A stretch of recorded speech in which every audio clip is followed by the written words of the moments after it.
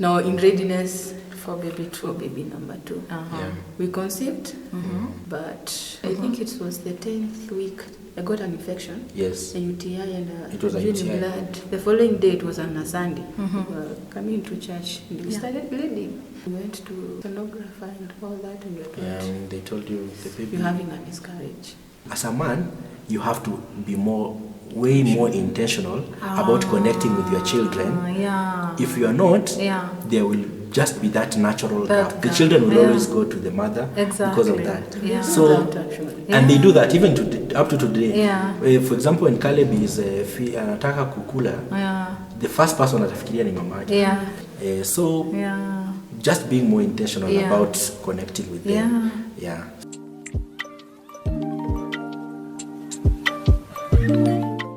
Hello there and welcome to the show, Parenting Conversations, and I am so happy to be here.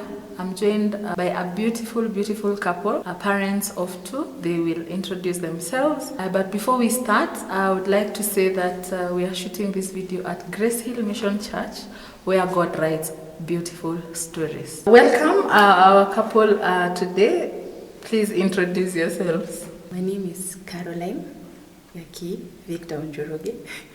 Prefer Victor. I'm born again. I'm married, a mother of 2. Yes. My name is Victor Njoroges, born again Christian. I love the Lord. This is my wife, my lovely wife. We are parents to 2 sons. Our firstborn, his name is Richard Thuo, and our secondborn is Caleb Murungi. Richard is 4.5. Caleb is about 1.5 also. Thank you. Okay, karibuni. We are glad to be here. Yes. Feel very much welcome. So take us back to when you got married, and maybe how many children you had planned to have then when you were planning to get married, and how long you've been married. We got married in 2019 before COVID. In August 17. This is the 6th year. Wow. 6th year. 6 years. Yes. This is the 6th year. We planned to have 3. For me, it was 3 kids. Okay. So far, we have 2, and a miscarriage in between. But we thank God. Yes. Okay. Vile amesema. We discussed it. One of the things we were taught in our premarital class is you have to discuss these things. The critical things like number of children, so that you don't disagree. Be your husband wants 10 children, you wants 2. Exactly. Yes, we had settled or on 3. none. Or none. Actually, there are people who don't want. Yes. Okay. How was your marriage between wedding and before children came, before Richie? I think it was this how many months? August, when we conceived in May 2020. So we were just in the house. Just enjoying life, living life, and just working. We were freelancers since we finished campus. Started online work, SEO and all that, marketing, and so it was that life. You were working in the house. You cook, you eat, you go out, buy food. You come back. Actually, that was just our life. We were just freelancing. We were just 2 adults in the house, so there was nothing much. A lot of freedom. Yes, a lot of freedom. Of course. A lot of watching. We were lost and I don't know how to explain it. Actually, it was a season of itself. Without a lot of distraction, a lot of people visiting. As it was, there were no jiranis. We were doing them. I think we closed the jiranis. We didn't have them. So it was you too. Definitely, when the first years of marriage, conflict. It's a mixture of everything. The joys and everything. One of the things we remember about that time is we used to. My wife used to experiment a lot on cooking different things. So we used to do quite a lot of things. One of the things we did in that first year is to buy an oven. So when she tried cooking cupcakes, potato wedges, we look at a video on YouTube and we do it. Wow. So technically, so that was the life.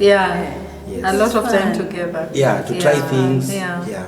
There was no movement because of the COVID scare.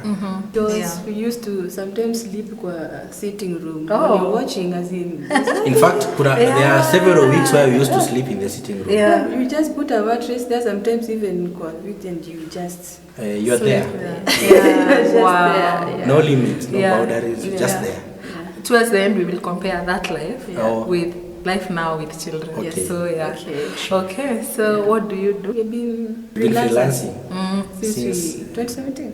Yes, 2018, I think. November 2017. Okay. Yeah. Yes. Yeah. So you work from home. Yes, we work from home. Okay. And we have been working from home Yeah, throughout ever for the since. past those years. Yeah. So now you conceived. Yes. So how was pregnancy for you, Carol? Before we hear from Victor. The first one was so easy, as in. Yeah. It was so easy until the last day. The delivery was Yeah, the delivery. Yeah, but it was so easy. Everything was just flowing. I don't remember having this morning sickness. Oh. I don't know. That pregnancy was just unique in its Yeah. own. Yeah. I think I vomited once, and not in the morning. Yeah, I don't know what I ate. Ah. Yeah, just once. Yeah. And Okay. the rest was so easy. Yeah. Yeah, no complications.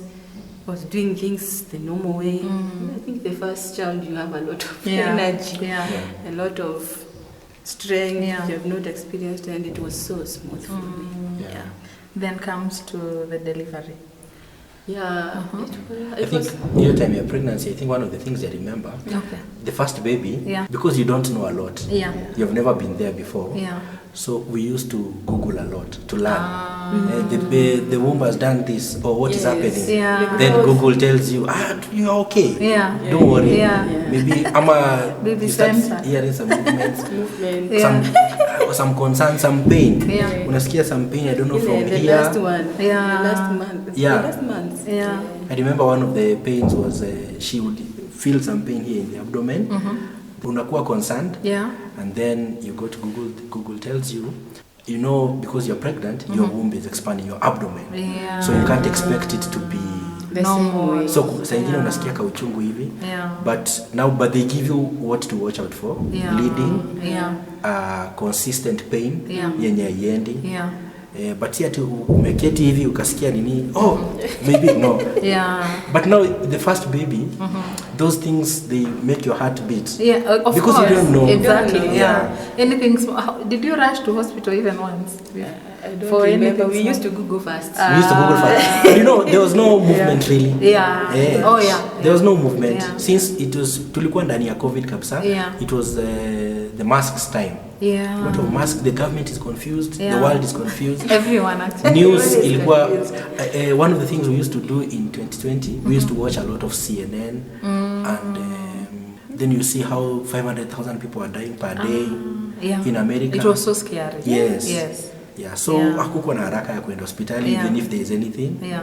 Yeah. Okay. Yes. But the Google gave us a lot of peace. Yes. Knowing you are okay. Yeah. Yes. Yeah. So Yeah. And these apps, phone apps, Yeah. they tell Baby you this center. far. Yeah. you track. Yeah. Your baby is the size of a peanut. Exactly. Your baby is the size of a Watermelon. cantaloupe. It's a cantaloupe. Yeah. Yeah. Wow. Yeah. Okay. And then now it comes to the time for delivery. Yeah, we noticed the water broke on Friday morning. Within 4 hours, I saw it was some blood. Have I told him? It was on the EDD. Was it on the EDD? We or- went past. Actually, Tulipita. we were. Richard was I think born we at were 42 weeks. Oh wow. Okay. Yeah, so we were. Yeah. We You're were just past waiting. Yeah, Yeah. we were told to wait. Yeah. So we just waited. Yeah. And that Friday morning, we noticed things are not the same. And then we didn't worry. Oh really? Imagine. We stayed still 6. I remember that Then story we so stayed well. 7. That day, the pain started, I think, around, is it 4:30 a.m. in the Yes, night? it was So usually in our job, Yeah. we usually wake up early. So we were personally, I was awake. Awake, yeah. So I'm asking how because those wakati, when the ADD comes, You you are always You are watching. ready for anything. Yes. The car is So I'm fueled, asking the her. bag is packed, Yes. everything is ready. Now she's telling me she's feeling something, and then we did not take it hatukujua because we were expecting the pain, serious pain. Yeah. But she never experienced that at all. It was just like a pain which is moving on the back. Yeah. Not very serious. Yeah. So we were not concerned. Wow. Then I remember, I think it was around 9 a.m. in the morning. I called our breast couple. Yeah. I called her, the lady. Yeah. I called her. I told her, so Caro has been feeling this and this and this. Yeah. And since what time? Then she tells me, since 4:30. And where are you right now? I was driving. I was going to. I don't know. I was going to pick something in the supermarket. Yeah. And where are you right now? Yeah. I'm going here to the supermarket to buy something. Okay, where you are, turn. Yeah. And go back, pick her, and go to the hospital immediately. She was like, exactly. Yeah. What are you doing in the house? What's going on? Yeah. I think there was the notion that when the pain, the labor pains, when they come, you feel the intensity and all that. So it was not alarming because I was not feeling it. Yeah. You didn't know people experienced different. No, I think for me, I was expecting the pain. Yeah. That pain. Okay. So we were not really that worried. Yeah. So you turn. Yeah. I turned. Yeah. I immediately obeyed. Just turned, picked her, tukaenda hospitali. Yeah. We went. Kufika hospitali, kupimwa and all those things. Went Kijabe, yes. All our children have been born at Kijabe. So went Kijabe. Yeah. Kupimwa, you were at 6. Oh. No, it was 4. It was 4. It was 4. Yeah. And then now the process started. Tulifika in the morning. It was morning hours because I just turned. It was around 9 a.m. Yeah. Admission process. Yeah. So kupimwa 4, then now we started waiting. We waited. And waited. And waited. The inches, she moved from 4 to 6 inches.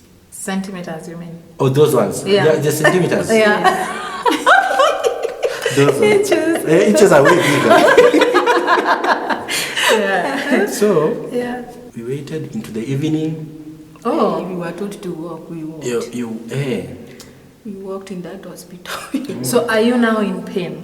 No. Nothing. That same feeling ya asubuhi. The pain at the back. Yeah, nothing much. So you're even walking, mnapiga story. I see you get into the labor room and you are looking at other mothers and you're like, hey. Me, I was actually sleeping. Yeah. At times I was sleeping. These are the ones who are pregnant. These ones who are crying. The nurse there and say that one is not. She's very far from. Even the nurses, by the way, were very relaxed about her. Yeah. So we waited. We waited into the night. Yeah. It's the same. We are not moving. So it stopped at 6 centimeters. Okay. We waited into the night. They broke the inducing. Yeah. You were induced. Nothing. So into the night, into the morning now. Yeah. The following, that's on Saturday. When the inducing started, her condition, number one, she was already very tired. Because she was very tired. And then that confusion, what's going on? There's emotions, your tension. Then you don't know, you've never experienced this. So mothers are coming and giving birth just that minutes into being admitted. And you are there waiting the whole day. The frustrations and you are, now what's going on? Exactly. And you're already at 42 weeks, so you're already tired. Yes, 42, Okay. So the drama continued. I'm calling it drama, but it was a saga. So long story short, 8 a.m. the next morning, when the doctor was doing the rounds, ndio alikuja akampima. In the night there were machines. Now they started monitoring her more closely. Why are we giving her this drip your pain? Why is it not working? What's going on? But now the pain also had started coming. She was way more uncomfortable. It was not that strong. Now alipokuja akapimwa, the doctor came. The doctor came, looked at the readings, akampima. I'm telling you, it was like a war scene. Oh, that whole ward changed.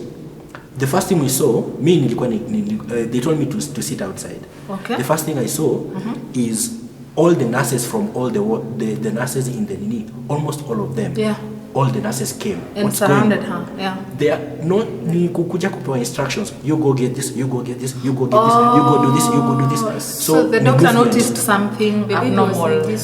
Between the time the doctor noticed that, I think the baby was out in 10 minutes. It was like a war scene. We went to theater. To theater, CS, early order immediate CS, Emergency CS. She tells me the injections were of course. Because now hakuna hata kuangalia ni kudunga tu. Yeah. They were But careful, the baby, so I think they were careful because I didn't get hurt. Yeah. So the baby was in distress, and they said the heartbeat was I don't know what happened. So they had to rush and to save the baby and to save you as well. Yeah. Okay. So Richard came. Yeah. So of course now you're in the theater. You're down. You don't know when yourself. Yeah. So it's Victor who sees the baby first. Yes. I saw my son first. How did you feel? Oh my goodness! You don't even know that first feeling. It's a very mixed feeling. Yeah. You're very happy. Yeah. Unajua unamwona akiwa kwa hiyo, what do you call that kabedi ya watoto? Yeah, like a crib. Yeah. Oh, it was. You ukubaliwi kumgusa yet. Hawajakupea mtoto. They tell you still have to do some tests or but it was a very happy feeling. It was a very intense experience. Yeah. Okay. I'm also wondering, because I've never experienced, I'm wondering where is my wife? Oh yeah, sure, of course. Then the nurses, they were not, I think nurses and doctors, because of being used to the whole process over and over again, wow, and I understand that she has to stay in the theater for maybe 2 hours as she recovers. Me, I don't know. Yeah, exactly. So you want to see her? Yeah, I want to see her. And they are telling you can't see her? No, when I went and asked, they explained. So I was bothered, but when I went and asked, they told me, now she has to recover. She has to recover. When she wakes up, we'll bring her to the ward. Akaniambia, we'll give her the baby, utamkuta na mtoto kwa ward. Yes. Okay. Wow. Then the baby came. We went to the main, what is it called? We stayed for the following day on Sunday. Baby developed fever, very high fever, and the high fever. And we were to get discharged. I just wanted to get out. The papers were done. After CS they wanted to discharge. I really insisted. You missed home. It's the mask. You had to wear a mask. And all that. I just wanted to go home. Yeah. But no, the baby developed the fever and all that. All of a sudden, the baby has an infection. It was a UTI. Infection. Yeah. It was a urinary tract infection, but they did not know at first. They just knew that the baby has fever. We have to deal with this immediately. There's something going on. So how did you know that the baby has fever and the way we cover? Burning. He was burning and crying a lot. Because we usually cover the newborns with masholes. We was burning and crying a lot. The baby was taken to is it HDU? I think so. HDU. Tests, now they started tests and all this. We ended up staying there for 7 days. He stayed in the HDU for 7 days. Because of the infection. Yes. So we left the next Sunday now. But Ali treated you and he was okay. He was okay. Yes. Okay. Thank God for that.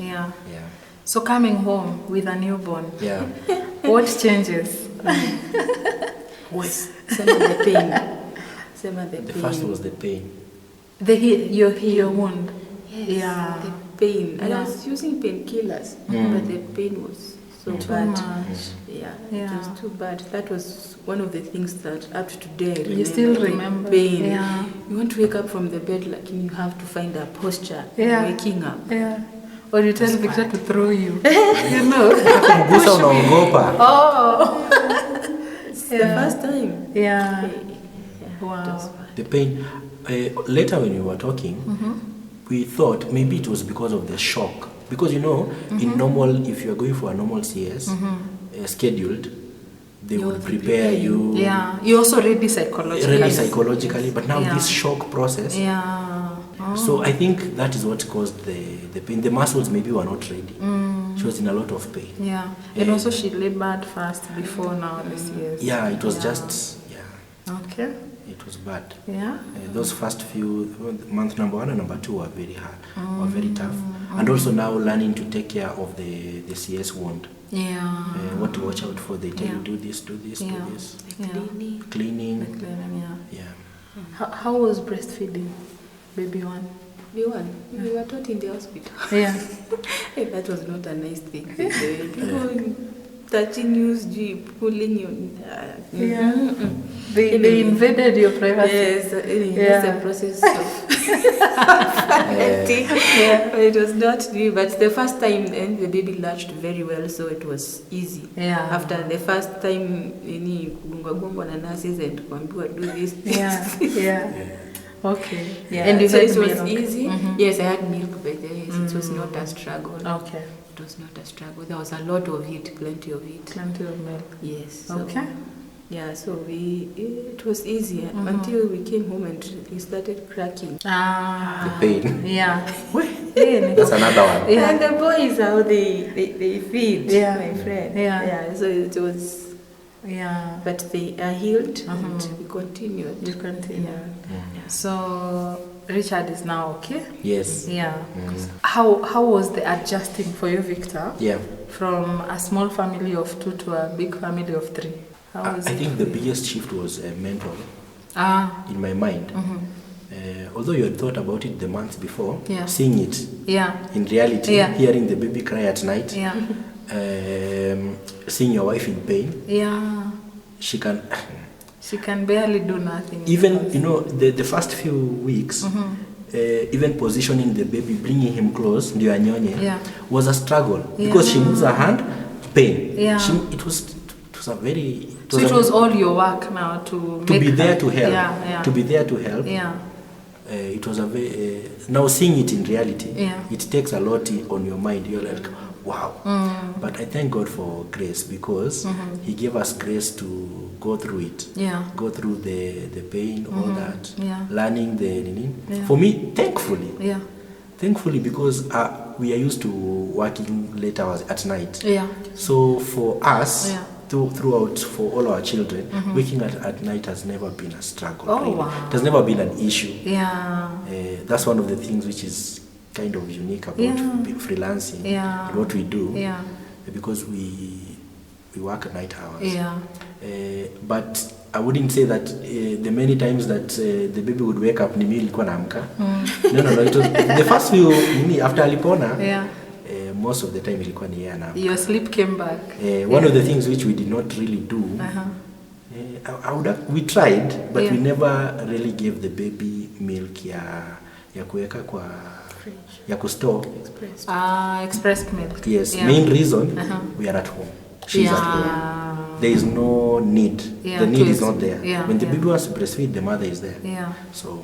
Okay.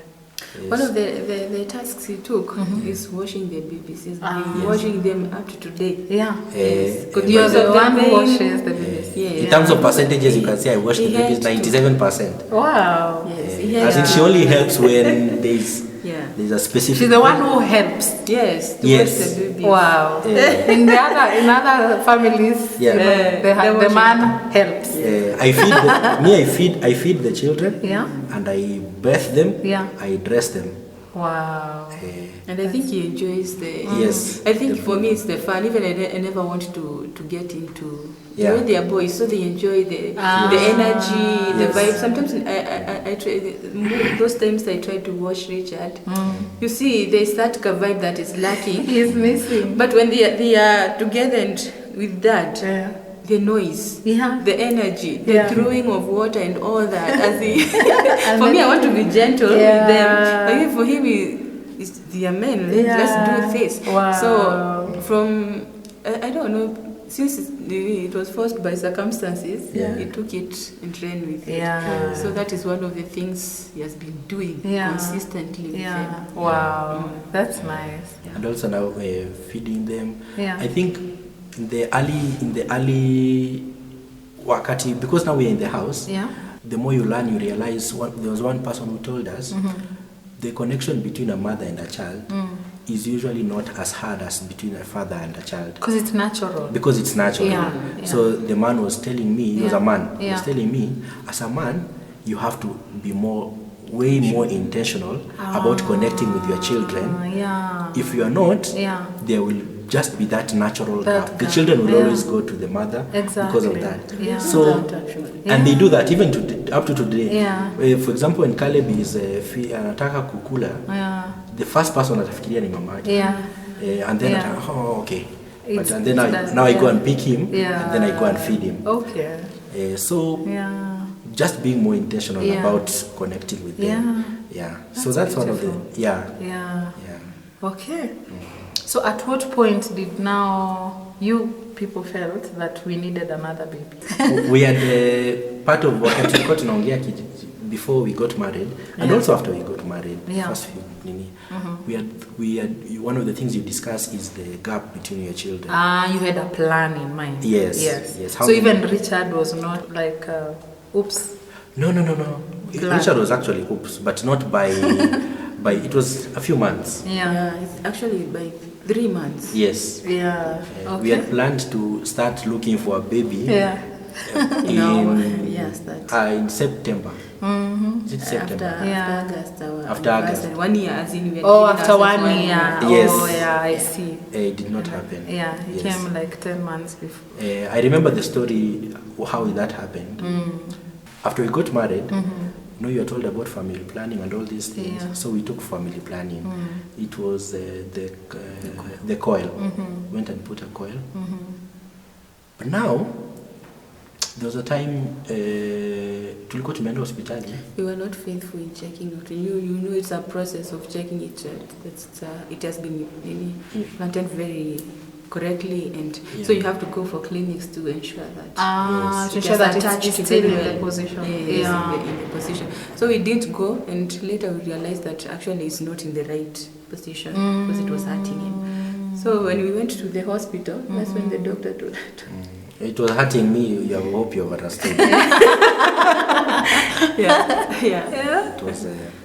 So anyway, it was removed. And then that but before it was removed, there was a time we went to St. Anne's. You remember St. Anne's? We went and saw a doctor. He was an older doctor. I would say he was in his 40s. And that doctor essentially gave us a lecture. Alitusomea. Why? Anakusomea lakini anakusmailia tu. Alikuwa anatuuliza. So, you've gotten married. Do you have a child? No. Why are you using family planning? What are you planning? What are you controlling? Family. You try to explain to him we had given ourselves 1 year.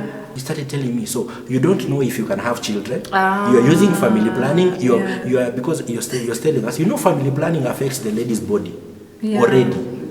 Especially you are actually lucky because you use the coil. Especially people who start using pills. You can mess your wife's body. So it was a lecture. But the message was very clear. It was at home. He was basically saying, go get a baby. Think about family planning after. Don't think about. I was like, well, okay. So that was one. So now when we had this, it was the same period when we are also not obeying the rules za kuweka coil. Ilipotolewa hata hatukukaa. Hatukukaa. In May we had conceived. Wow. Yes. Okay. So now that's Richie. So after Richie we started using the pills. Yes. But we started using the pills because I was told I have to wait for 6 months. I went to a gyna in Kikuyu and told me you have to wait for 6 months. Within 6 months for us to put another coil. So that it can heal. It's going also not. So the cervix come back maybe. So in the process we started using the family plan. So after those years, 2 years, no, we stopped using. Now in readiness for baby 2, baby number 2. We conceived, but I got an infection. Yes. A UTI and it was a UTI. Blood. They're called yeast infection. So in the process we were 8 or 10. And it was persistent. 10. I think it was 10. It was extremely persistent. It was healing and coming back, and coming back. I don't think it ever healed. Inakaa kama imepotea. Ina reduce. Yeah. And then, okay. So after we conceived, I think it was the 10th week. So the time we were going to the hospital for the injections and all that, that's when we, after getting the first injections, just have to treat the yeast infection. The following day, it was on a Sunday. We were coming to church and we started bleeding. We were 10 weeks pregnant. Yeah. Started bleeding. It was actually at night. The bleeding started at night. Saturday night. Yes. After the injection, so we started bleeding and we just came to church. We came, we served, we served. What do you mean? Yeah. What do you mean? Why didn't you go to hospital? So I don't know, by the way. By the way, I didn't. I think part of the reason is, you know, when you Google a lot. You trust Google? Not Google. You know, we are researchers. Yeah. We read a lot of information. Yeah. So, one of the things they tell you is when you see bleeding in a pregnancy, serious bleeding, things are not good. They are not good for the baby, most probably for your wife. Thinking back, why we did not go to hospital, I don't know. But it was not as worse the time we were coming to church. It became worse. Yes. During the day. Yes, it became worse. So we were thinking maybe it is because of the injection, so the body is reacting in a way. We were not very alarmed about it. We just said, let's see. Because now I'm already seeing the doctor. The doctor knows that we are pregnant and decided to give us that injection. But also there was a lot of confusion around all that. So what happened? What happened? We came and served. Then we went to the hospital. What happened? After church. We left after ministry. Then we went. We left after ministry. We went. It was. The verdict was there. Drama. We went to sonographer and all that, and we were told, they told you the baby. You're having a miscarriage. So because it was already getting out, and we were told, you just go home. Just go home. Go through it. Go through the process. When it's clear, we were given an appointment. Come after these days. After, was it 3 days or maybe or 2? Then we went back. There was a medication she was given. To clear, to help to help now to. Yes. But that was not pretty. So it was a very hard time emotionally. Actually, that's what I wanted to ask. How was that emotionally? It was traumatizing. It was traumatizing. You go to the toilet and you can see your baby. Yes. Yes, you can see chunks falling down. Yes, it was. Today I wish I just went and they cleaned me with the other process now, because there's the process where they can clean you. Instead of going through that for a prolonged period of time. But now because it was already happening, you just need to go home. It will let it clear. But it was up to today. It is. It's a bad one. It's bad. So we waited. We didn't go back to. We did go back to using the pills. The pills, yes. We didn't.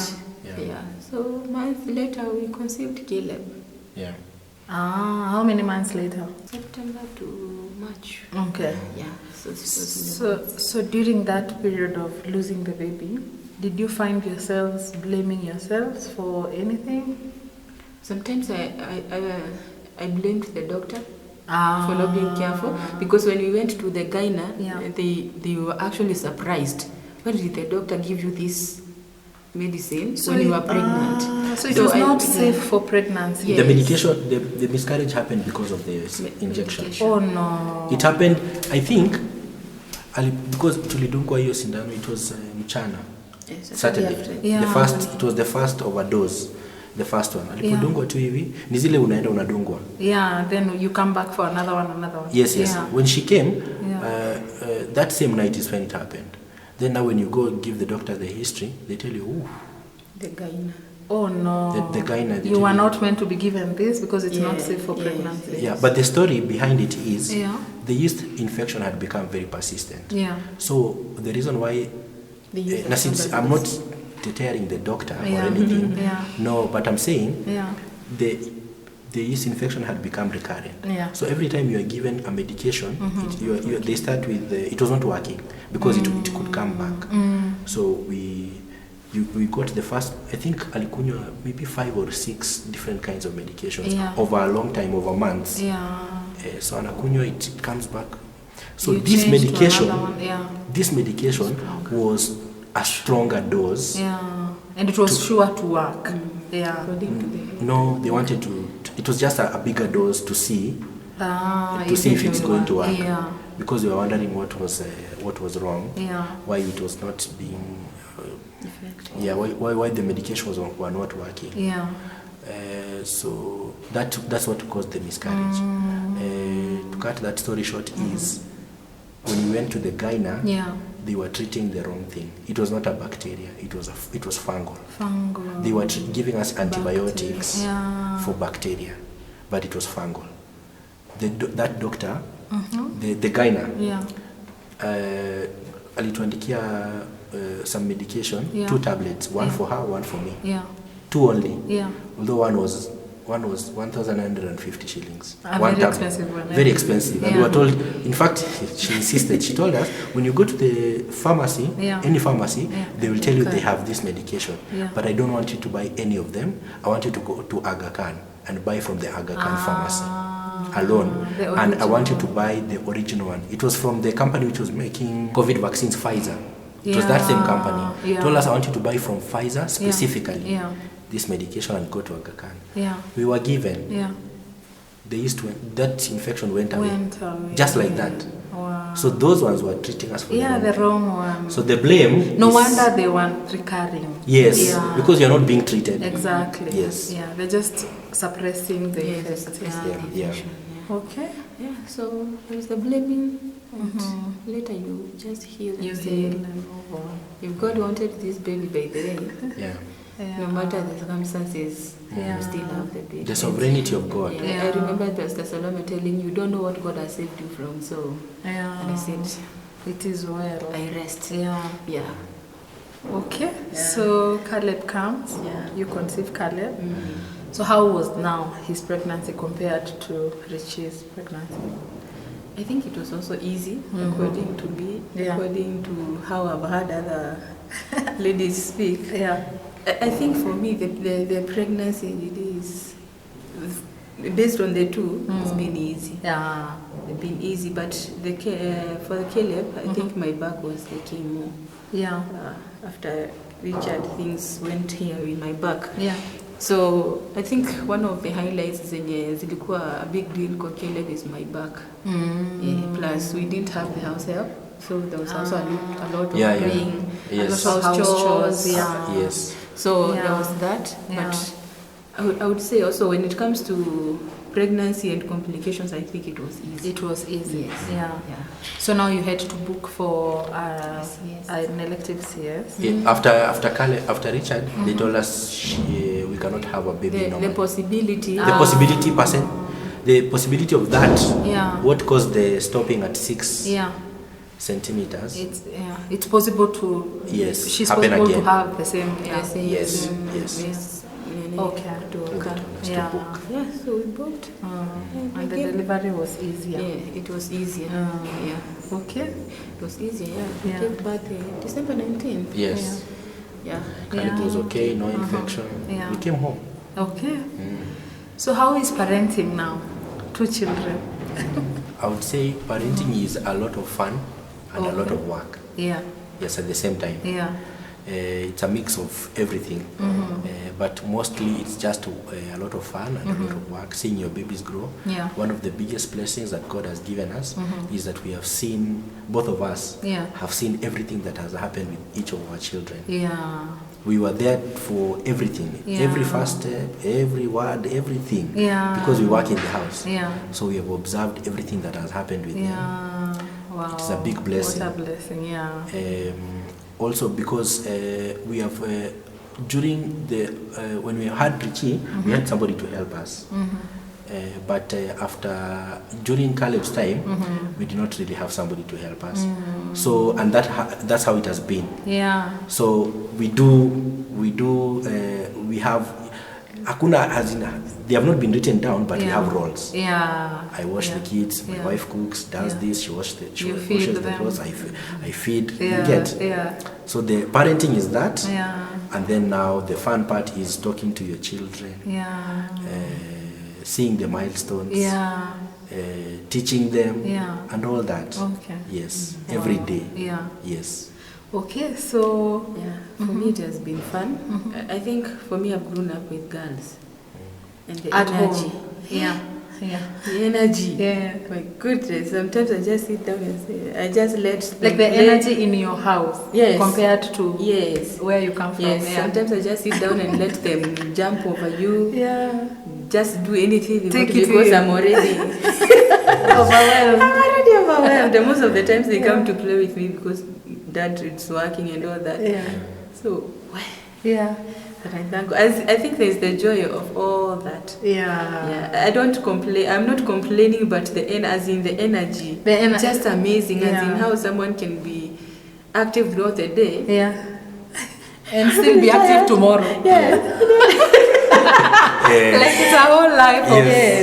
It's a constant every day. It's the same thing, and they are growing and they are happy. Yeah. I think there's the joy. Joy. Okay. Not that it doesn't have its challenges, but there's that joy that overcomes all the challenges. Yeah. Okay, so I'm taking that one of the joys of your parenting is the working from home. Yes. You're able to experience parenting firsthand. Yes. You're able to see their milestones and all that. Yes. So share another joy. One of the other joys is until the point when Richie went to school, we have been the primary influence of these children. They have not been taught anything else by anyone. Yeah. Apart from what you teach them. Yes. Wow. And from what they see. Apart from what they see. Yeah. I think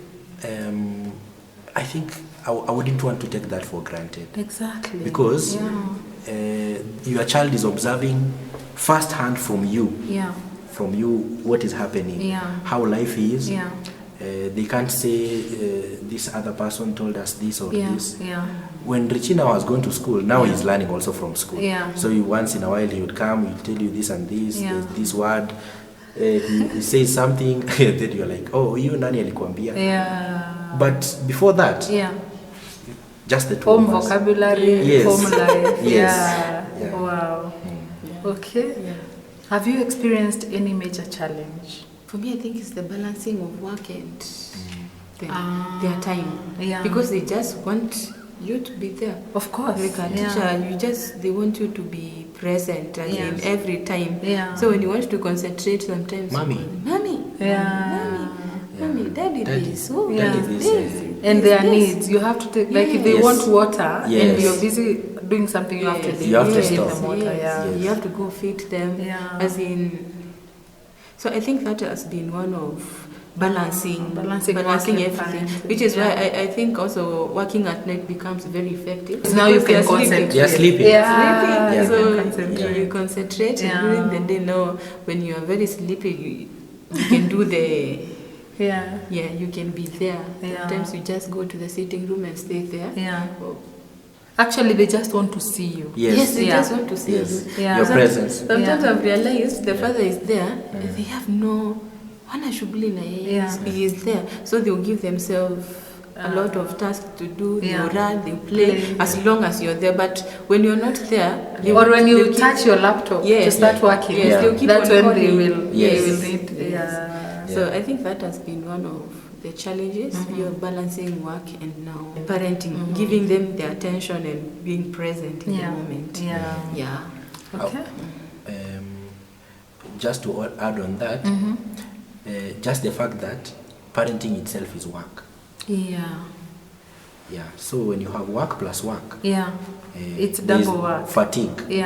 Fatigue. There are a number of times when I've told my wife, you'll have to go slow. This thing you want to do right now, I think you can do it later. It can wait. For example, because how she has grown up, kwao nyumbani, when you wake up in the morning, you get things done. You have a schedule. You have to get things done. Everything has to be in order. But now sometimes she is very tired. So She wants to get things done. She wants to wash the clothes. She wants to do the dishes and all this. All that. So I told her, you have to slow down. Slow down, because maybe sometimes an woman or something. Tell her, you can do it later. Because now we are here, the four of us. It is you and me. There is no marking scheme or anyone. No one is looking at what you are doing. If you go to the kitchen and you don't like how the kitchen looks, it is your kitchen. Exactly. Just close it. Just close it. Exactly. So, but I usually say, if somebody were to ask me, would you want another parent to raise their children, as in wao wenyewe, I'll tell them yes. But the way you've done. If you can get some help, even if you are around, please do it. Even if you are around, if you can get somebody to help you, because those moments when you are feeling so tired, that person can come in really handy. For example, if you can get somebody to help you with the dishes when you are really tired, then if you can do it, just do it. Yes. Yes, that's what I would say. It's there's the fun part and there's the work part. Yes. Okay, so so I would also want to ask, how do you then take off time? Like, how do you freshen up, just the two of you? Without house chores, without the kids, how do you take some time off? I think that has been one of the toughest things for us to do. Because we are used to non-existent. It's like it doesn't exist. When we find someone, for example, when we look for Alicia, who loves the babies, comes and stays with the children. Alicia is one of our friends. We will find ourselves we are going to a meeting somewhere. Oh, you have something like even that time is scheduled. We are either going for practice in town. We are either going for MAP. We are either coming to church. As in, we have something to do. So I think one of the things that we do a lot is we go for drives. We just get, even with the children, in the car, we just drive. Road trips. Sometimes I go take Uji 50 bob. Yes. Small as dates. in that fresh air. So sometimes outside the house. Always outside the house. When you work in the house, that is your primary environment. How can you do that? Exactly. So any other environment is very refreshing. It refreshes you. Yes. I see. Yes. Okay. So I think it's something we are struggling to do, but we need to do it because I think sometimes fatigue can really get. Like, call someone, I'm bringing the boys so that we can also have some time. So I would say, and it's not working time now. It's free time. For you to for you to have some free time. And that can only happen in a weekday. Yes, for us it's a weekday because weekends are ministry, so it's weekdays. Yes. But just regardless of the day. I think being intentional. Just intentional with ourselves. But it is really tough. Without help and 2 children and work, I think it is tough. Now, about ministry. How is ministry with parenting? How do you juggle? How is your basic weekend? How is your normal weekend? The schedule? The schedule. The schedule, Saturday is preparation day. She does most of the preparation. She wants to ensure all the clothes we are going to put on are ready. If there is anything to be cooked, if it can be cooked the day before, everything she prepares. Sunday, all of us wake up at 5 a.m. Children, they know. Even the children know. The good thing is that our children wake up very early. Normally, they usually wake up at 6. They sleep very early. And we generally do our things early and late. Early in the evening, for example, we take supper very early. Most of the time, 6:30, sometimes at 5:30. And we'll be asleep by 7:30 around there. After devotion, we go to sleep. Because we wake up early. For example, me, I wake up at 2 a.m. So you have to sleep early. But now, so Sunday morning, we wake up at 5 a.m. Prepare the children, prepare ourselves. Church by 7 a.m. Ministry. Go back home, sleep. Yes, Sunday afternoon is for sleeping. Yes. Yeah. You're usually so tired. We're usually so tired. That Saturday, Sunday, but for us, I would add that ministry has been very refreshing. Okay. You know how I've said going for a drive is refreshing. Yeah. Ministry is another thing for us. I think. Yeah. Sometimes we talk to our friends. They don't. They see as if You're doing too much. we are doing too much. Yeah. They tell you to slow down. Yeah. Then in my mind, I'm telling you, I think to myself, out of all the things that we want to slow down on, ministry is not one of them. Exactly. No. Because you enjoy it. Yes, and then, yes. Yeah. Figuring out, creating strategies maybe for how we can reduce the load, fatigue, and all that during the week. Yeah. That's okay. Yeah. But ministry, Yeah. it's very refreshing. Yeah. And I think the call of God, Yeah. the call of God over one's life, there is something that pushes you Yeah. to serve. Exactly. And also, you get a lot of fulfillment from serving. Yeah. Yes. And knowing that you're giving this time to God. Yes. Yeah. It's not Yes. a waste. You can't trade it with anything else. Our children know home, school. For example, like Richard, he knows home, school, and church. Yeah. Yeah. So, because they spend quite a lot of time here In during the church. weekends, Yeah. so they play a lot. Yeah. So they just know church. Yeah. We were doing a guide last week. One of the our prayer guide on Friday was saying, it was Pastor Robert who had written it. One of the messages inside there was, one of the prayer points. Yeah. Thank God for the people who took you to church, your parents, your relatives, and the message was most of you who are born again, you got born again because of being taken to church, listening to the message of Christ over and over again. Yeah. That is what eventually influenced your heart. So for us, we usually view it as a great blessing that our children are found here. Yeah. And it's one of the things we pray that, because it's a seed you're planting in them, that they shall never depart from the house of the Lord. Exactly. Even if most of the time they come and run around and make noise, doing nothing much. When they see. But they are seeing and they're observing. Yeah. Because come and kill him nowadays, I've seen him come and he wanted to step on the bed and play. Because he has observed that. He has observed that playing the piano. He wants to come and also and play the piano. Yes. And drums. Did you want to come and sing? I think for us it is priceless, for us and even for our children. So we keep at it the best way we can with the help of God. Yeah. Okay. It's okay. Not that it has not been tough, by the way. It's very tough. It is very tough. The work. Waking up. The work is waking up. The waking up.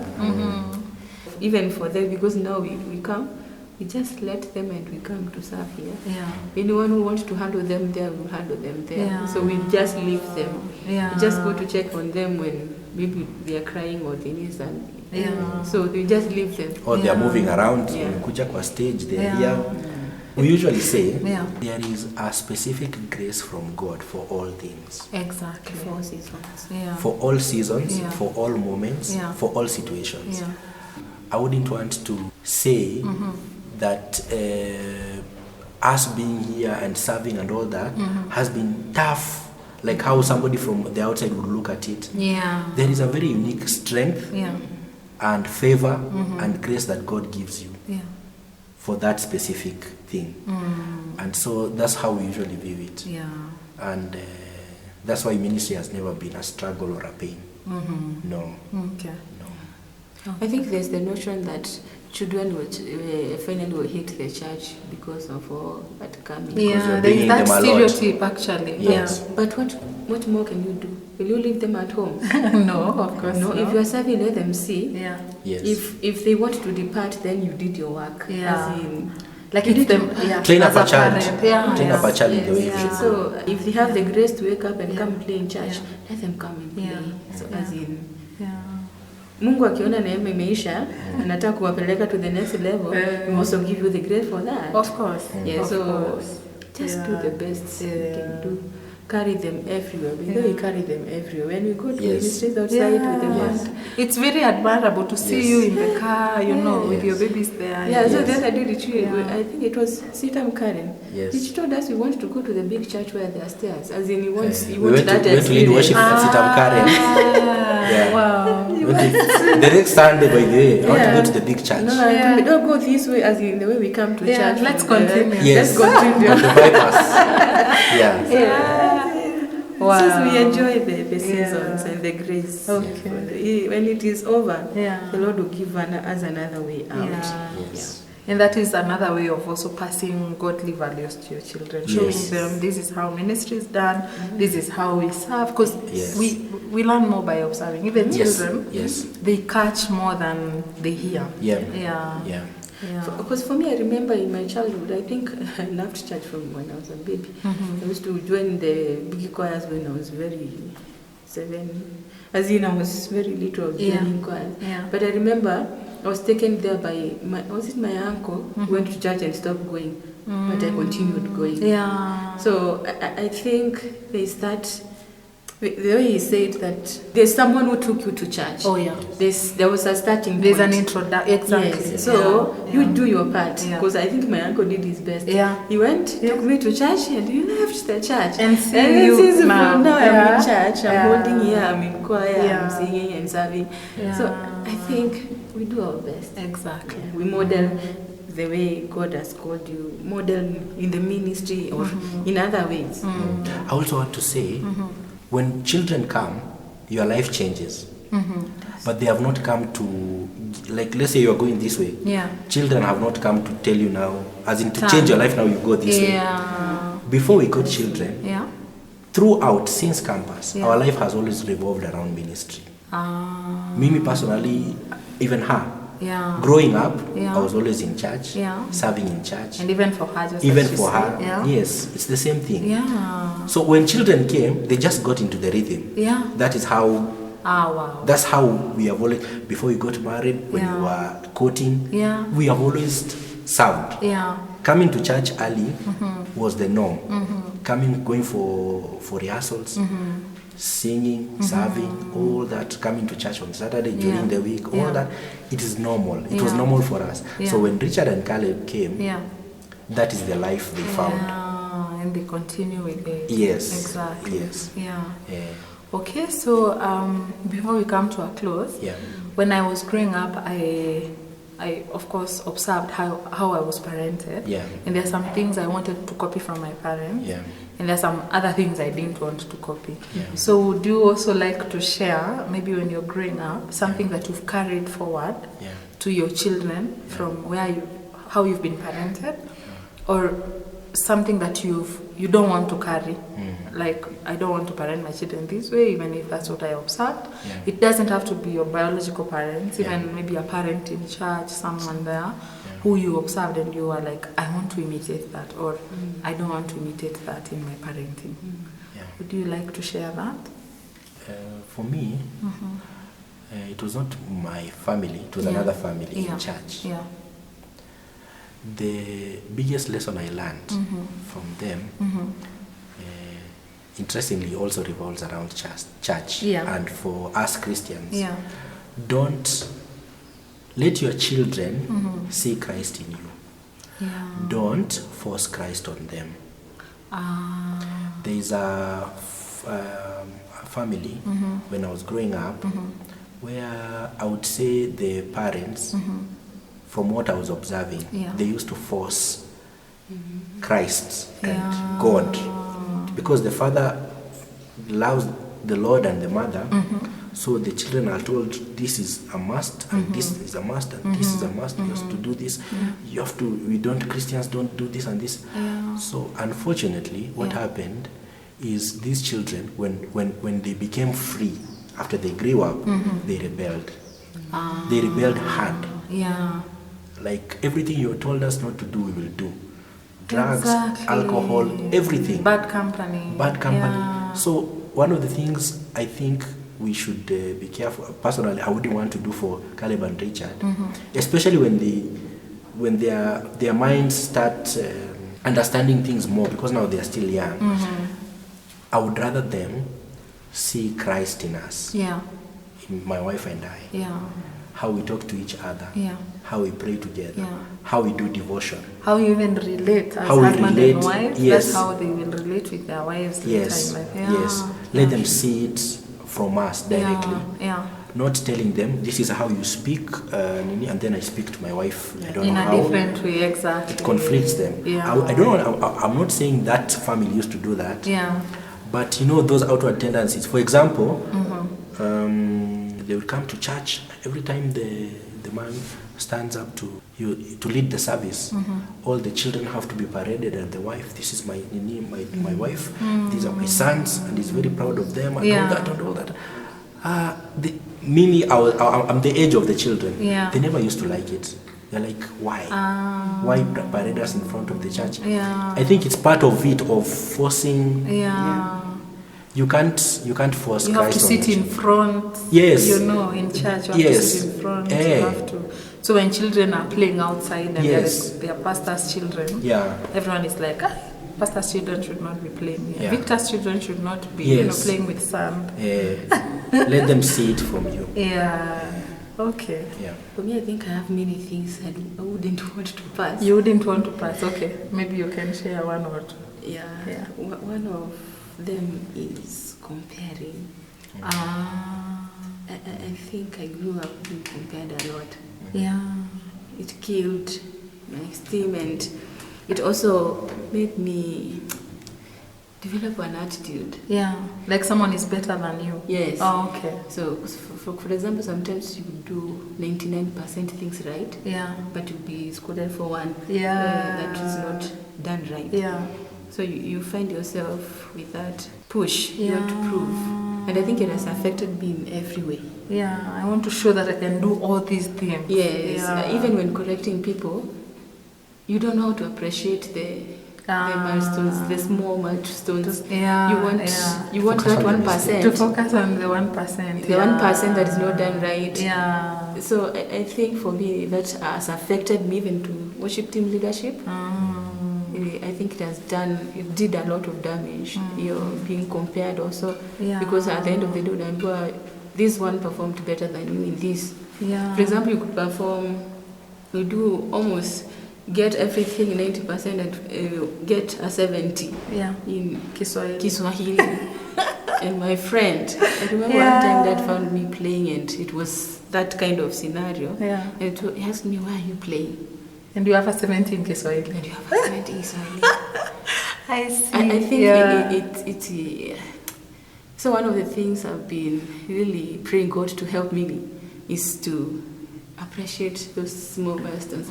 Richie has written this, rather than telling you the X is wrong, appreciate the other, the A to Z, physical. Exactly. As you correct and also affirm. Yeah. Because I don't remember any time in my childhood I had the word I love you. I don't remember.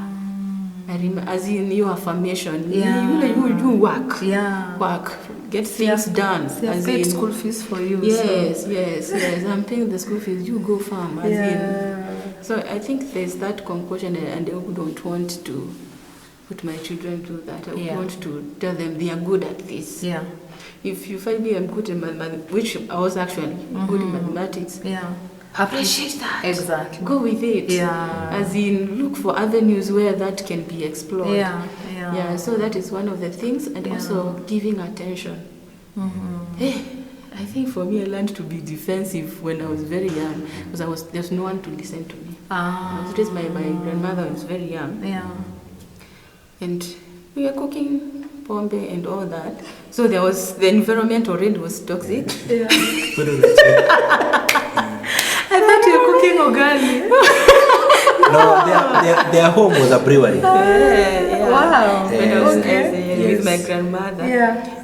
So there was no one everyone is everywhere. My mother was already married to another person. Yeah. So there was no one to give you attention. Sometimes I would go be bullied in school. Yeah. I learned to fight. Yeah. Actually, I used to fight even big girls. As in, I was very young and I was used to fight. Yeah. So I learned to be very defensive. Because no one is listening to you, so what do? You fight for yourself. Exactly. So I would want to really be intentional in listening. There's a day Richie came, there's a boy bullied Richie, and he came crying. So you just listen to him. You want to listen. Oh, you got a boo-boo here? Oh, sorry, let us call the teacher. We call the teacher. Teacher said we apologized, we did this and this. And he's calm. He's calm. So I think be very intentional about being intentional to listen, to be in the moment with the children. Even as you work hard and gain everything, it's a godly thing to leave material things to your children. So it's good to work hard. But let us be in the moment. Let us listen, give a listening here. Because I think I've struggled in my adulthood because of the things, the small details.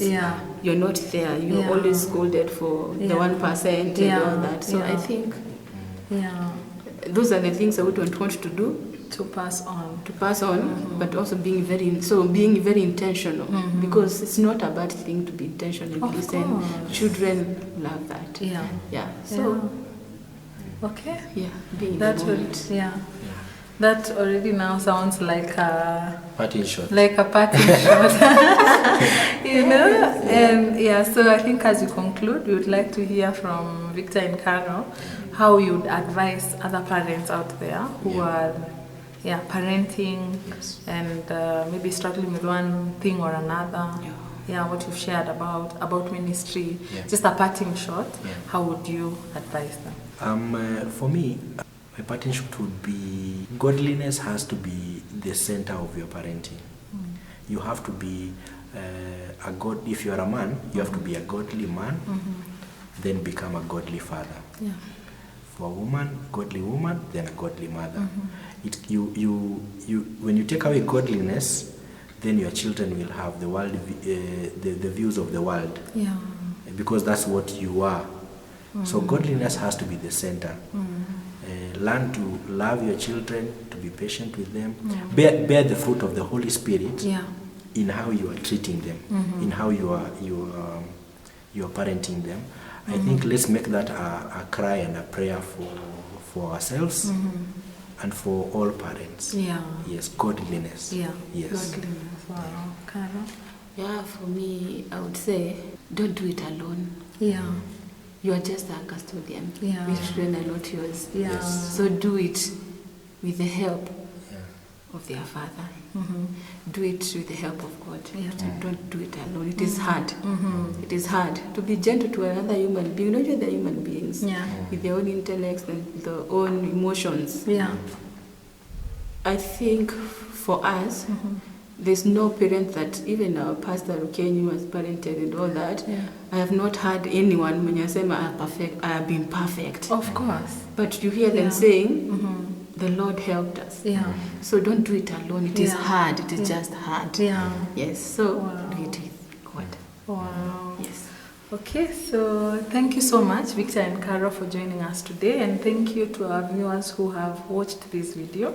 I have really learned a lot, and I would also like to know what you have learned in the comments section. Let us know your takeaways. But for me, we can't do it alone. Parenting, we just need God. We need to be godly, and as you surrender to God, He will keep helping us to parent, because these children are His. He's the one who has created them. He has their manual, and He is faithful. He will show us the way. Thank you for watching. Please subscribe to this channel if you have not yet done so, and hit the notifications button so that you'll be notified every time I upload a new video. Thank you for this day, and it's a bye for now.